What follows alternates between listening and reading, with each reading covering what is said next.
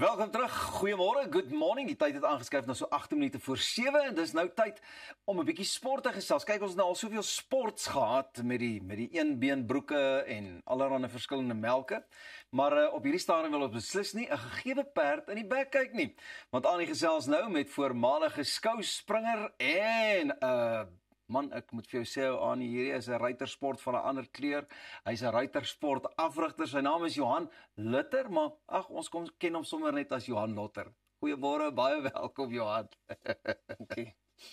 Goeiemôre ook aan jou, waar jy ook al is. Lekker om jou saam met ons te hê en good morning to you. Johan, lekker om jou saam met ons te hê. Die eerste vraag na die storie wat Elsa mee begin het vanoggend is: jy werk met perde, maar sal jy perdemelk roomys eet? Ek dink nie so nie. Ek dink ook nie so nie. Ek eerlikwaar weet nie of ek kaptyd daarvoor het nie. Ek dink kom ons begin reg aan die begin. Jy het saam met jou ouers gery en toe ry jy by 'n plek verby waar kinders perd ry en toe sê jy ek wil dit doen. En dis nou al 40 jaar, die tyd later en daar gaan ons 45 jaar later, ja. Hoe het dit by jou opgekom toe jy die perde en die kinders gesien het? Man, ja, kyk, daar was mos in die ou dae was by die Pretoria was al mos die treintjies gewees, daar by die fonteine daar. Ja. En daar het ek 'n pony gery eendag en die pony byt my, laat die bloed loop. Ja. En toe dink my ma, nou sal ek nooit weer met perde betrokke wees nie. En toe ons verby die stalle ry en ek sien die kinders daar, toe sê ek, ma, ek wil gaan perd ry en ja, soos hulle sê, the rest is history. Dis 'n sekere tipe van liefde wat anders is as ander sportsoorte. Want jy werk hier met dis nie 'n Formule 1 waar jy 'n motor het wat jy vir hom sê. 'n Perd het sy eie gedagtes en sy eie gedagtegang en soms raak hulle moeilik. Hoe hanteer mens dit van as jy 7 jaar oud is? Ag, ek dink maar dit gaan oor as jy die regte mense het wat jou lei aan die begin. Kinders moet maar eintlik altyd op ouer perdjies begin of ponies begin wat al soort van ingery is of deurgery is. Ja. Dan sal dit dadelik op die regte pad. Jy sal nie noodwendig 'n beginnerkind op 'n beginnerperd sit nie of op 'n jong perd sit nie.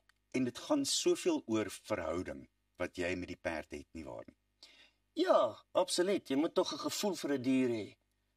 Party mense is bang vir diere, party mense het net 'n natuurlike gevoel en 'n aanvoeling vir hulle en ja, dis maar hoe dit gaan. Jy's nou al jare betrokke, maar vir amper 20 jaar het jy nie gery nie. Toe was jy in die hotelbedryf. Hoe het jou hotelbedryf ondervinding jou toe nou uiteindelik weer by perdry uitgekry en hoe affekteer dit vandag jou loopbaan? Man ja, ek moes ietsie doen. My pa wou nie gehad ek moet net perdry nie. En ek het een naweek saam met 'n vriend in 'n hotel gaan werk en ek het daarvan gehou. So ek het my opleiding gedoen deur Protea Hotels en gekwalifiseer en alles. En toe kry ek 'n geleentheid om in Engeland te gaan werk met perde. Dit was in 1998. En toe sê ek kan altyd terugkom na hotelwese. Ek wil kyk of ek can go to my first love, jy weet. En ja, ek is Engeland toe en van daar af terug Suid-Afrika toe en ek het so maar net die besigheid gebou. Jy praat van die besigheid, jy's by Steyn City by die Equestrian Center self en jy's een van die top afrigters. Dis 'n ongelooflike fasiliteit. Vertel net vir my hoe moeilik of aldus hoe maklik dit is om so 'n fasiliteit op te sit. Ons het net nou gepraat oor die arena self. Dis 'n fascinerende storie. Ja, kyk, ek bedoel dit is nou 'n bietjie meer in die sport en dis nie net 'n sandarena waar jy op deelneem en daar's drainage, ek gaan nou 'n bietjie Engels ook ingooi. Daar's drainage en is gemeng met fiber en wat ook al nog om vir die perde 'n bietjie meer grip te gee tydens spring en so aan. Maar om terug te kom na jou eerste vraag, hoe moeilik is dit? Dis maar 'n 7 dae week werk, jy weet. Ja. Jy kyk na diere, het hulle water, het hulle kos, is hulle versorg, jy weet, voete moet skoongemaak word daagliks. So dis maar ja. En dan natuurlik, ek onthou verlede jaar het jy vir my genoem, daar's selfs insekte wat groot amok kan maak met perde. Dit was vir my verskriklik interessant om dit te leer. Ja, ons het 'n groot probleem in Suid-Afrika en Afrika, maar vir Afrika perdesiekte. En hy word versprei deur 'n Colicoides muggie. So 'n klein dingetjie en as hy daai perd byt, dan is hy dood. En daar's twee dele van die siekte, daar's dikkop en dunkop. Soos hulle met medisyne verbeter, trek hulle perde deur wat die dikkop siekte kry. Maar 9 uit 10 keer as dit dunkop is die perd verby.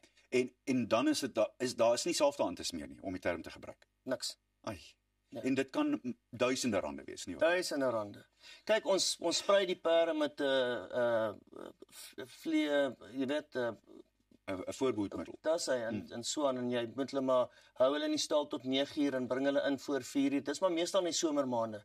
So ons almal wag eintlik vir die winter. Sodra die eerste ryp geval het, dan is ons almal bly. Dan is dit die einde daarvan. Dan is die einde daarvan vir 'n ruk. Ek weet dat jou vrou het nou net 'n redelike erge ongeluk gehad met haar perd. Dis natuurlik 'n deel daarvan dat jy kan afval. Christopher Reeve se storie is wel gedokumenteer. Hoe maak mens vrede daarmee? Ja, ek weet nie, Annie, ek sê altyd vir mense, it's not if you fall, it's when you fall. Dis maar deel van dit. Jy probeer maar net altyd, jy moet maar reg sit, hè. En ja, maar dit is what it is. Dis deel van die ding. Dis maar soos Formule 1 sport. Jy weet eendag wat dit gaan jou ongeluk maak. Dis so.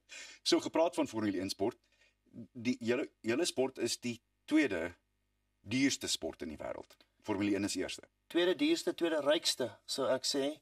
En veral in Europa en Amerika. Groot geld in die sport. Perde wat verkoop word vir miljoene dollars en miljoene euros. En regtig groot sport daar, topsport daar. Hier by ons is dit rugby en cricket, daarso by hulle is dit perdesport, maar dis maar 'n kultuurding wat maar oor die eeue kom deur Europa. Dis natuurlik ook 'n Olimpiese sport en ek dink soms in Suid-Afrika vergeet ons dat dit 'n deel is van die Olimpiese spele. Hoe goed is ons perdrysport op die oomblik en in Engels show jumping op die oomblik, Johan? Kyk, ons het topruiters en topperde. Daar's nou 3 groot teelers in Suid-Afrika wat baie geld geïnvesteer het om bloedlyne in te voer. So jy word topperde geteel vir die sport self, horses for courses. Nie reisiesperde nie, springperde. Ons het die ruiters wat daar kan gaan ry. Maar om te kwalifiseer vir Olimpiese spele is 'n moeilike storie. Daar was eers die World Equestrian Games en dan moet ons byvoorbeeld 'n span soos die Saudis moet ons hulle klop. Daai ouens het miljoene euros agter hulle om perde te koop en om ruiters te finansier. So dit is maar eintlik die probleem is if you can pay, you can play. En dit is verskriklik duur. Verskriklik. Die ander probleem natuurlik, jy het dit genoem, perdsiekte, en dit beteken ons perde moet vir so lank in kwarantyne gaan dat jy amper weer vooraf moet begin oplei, nie waar? Ja, ek het vroeër aan jou genoem van Bronwyn wat nou net in Basel in Switserland gery het. So sy het die World Cup series gewen in Suid-Afrika in 23. Dan het die FIA vir ons spesiale vrystelling gegee sodat jy jou perd kan oorneem as jy wou deelneem. So sy het haar perd oorgeneem aan die begin van 2024 en sy het nou deelgeneem April 2025. En dit was fantasties. Ek bedoel sy het goed gedoen daai girl.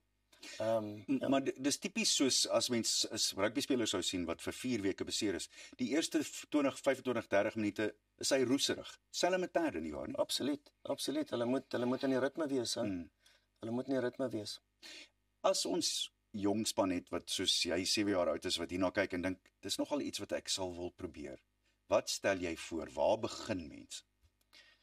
Ja, jy moet maar begin perdry. Nee, kyk, daar's baie mense in die sport en baie ontwikkeling wat plaasvind in die sport op grassroots level as ek dit so kan stel.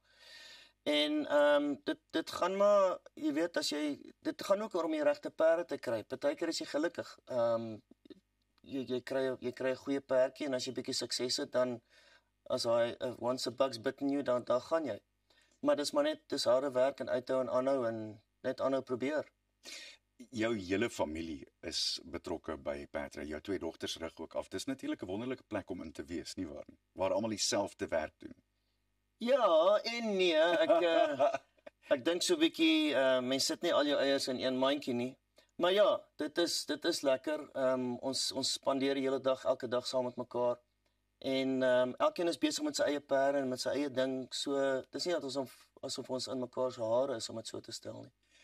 Ons is amper klaar, maar een van die groot vrae wat by my opgekom het toe ek hieroor gedink het, is ons het in ons heyday was daar die Barry Taylors en die Gonda Beatrixes.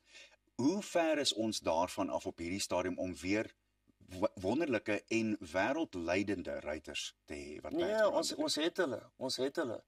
Ek dink daar's nou 'n groep ruiters, ek staan onder korreksie, ek weet nie van die tye nie, maar daar's 'n groepie ruiters wat nou besig is om te beplan om 'n toer te doen Europa toe en te gaan ry in Aachen in Duitsland en hopelik ook 'n kans te hê vir die 2026 World Equestrian Games wat ook volgende jaar in Duitsland plaasvind. So ons mense is daar. Ek dink net in die ou dae was daar televisie, is die springsport op televisie gewees. En deesdae is dit nie eintlik nie. En hoekom is dit so, dink jy? Man, ek dink nie daar is genoeg kykers, sou ek sê, om byvoorbeeld die geld in te sit. Ek bedoel as supersport 'n rugby game op het, dan kyk hoeveel miljoene mense die rugby. Dit gaan nie gebeur met perdesport nie. Maar dit het 'n ander deur oopgemaak vir ouens wat live streaming doen. Ja, natuurlik. Ek wou nou net daaroor vra. Ja, en dit is 'n soort van 'n nuwe industrie wat nou ook gaan lewe of gaan sy geld verdien uit ons sport uit. En dit doen julle natuurlik redelik gereeld as julle by Steyn City iemand het of 'n byeenkoms het. Ja, ons probeer vir die groter byeenkomste. En dit lyk asof ons alles is nog in die beplanningsstadium, maar dit lyk asof ons miskien 'n Nations Cup gaan hou in Augustus, in November.